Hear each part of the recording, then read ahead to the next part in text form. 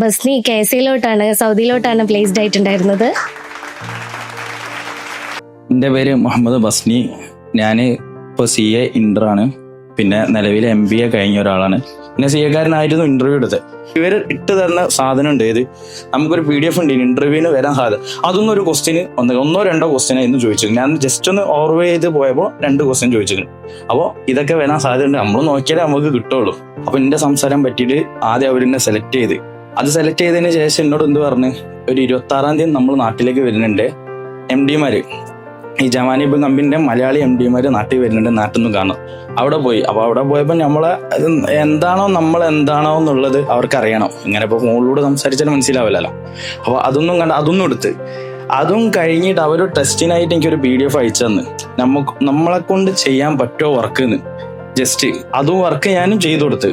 നമ്മളിപ്പോൾ MBA കഴിഞ്ഞെന്നൊക്കെ പറഞ്ഞിട്ടും കാര്യമൊന്നുമില്ല. പ്രാക്ടിക്കൽ വേറെ തന്നെയാണ്, MBA വേറെ തന്നെയാണ്, എല്ലാം വേറെ തന്നെ. നമ്മളെ കൊണ്ട് പറ്റുന്ന കമ്പനിക്ക് തോന്നണം. അപ്പൊ എന്താ വെച്ച് കഴിഞ്ഞാല് അപ്പോൾ സ്കിൽ മൗണ്ടന്റെ ഓവറോൾ പറയുകയാണെങ്കിൽ ആർക്കും തരില്ല, നഷ്ടം വരില്ല. ഞാൻ കയറി എൻ്റെ പോസ്റ്റ് എന്ന് പറഞ്ഞു കഴിഞ്ഞാൽ ഇന്റേണൽ ഓഡിറ്റർ ആയിട്ടാണ്, വിത്ത് കമ്പനീന്റെ CEO ആയിട്ട് ലെവലിലേക്ക് എത്തും. അപ്പോൾ 3 മാസം ട്രെയിനിങ് കഴിഞ്ഞ് എനിക്ക് താല്പര്യപ്പെട്ട് കഴിഞ്ഞ് പാർട്ണർഷിപ്പ് കൂടെ എന്ത് കൂടണമെങ്കിൽ എനിക്ക് ആ കമ്പനിയിലാവും. അതൊക്കെ വന്ന് ഇവിടുന്ന് ഡിസ്കസ് ചെയ്ത് പോയതാണ്. ബാക്കി ഇൻസ്റ്റാൾ കഴിഞ്ഞ് വരും വയ്ക്കുന്ന എല്ലാ പ്രൊസീജിയറും കഴിഞ്ഞ് സ്റ്റാമ്പ് ചെയ്യാൻ പോയിക്കിന് കമ്പനി തന്നെയാണ് കംപ്ലീറ്റ് എൻ്റയർ ചെലവ്. അതിൽ മെഡിക്കൽ മാത്രം ഞാൻ എടുത്തിട്ടുള്ളൂ.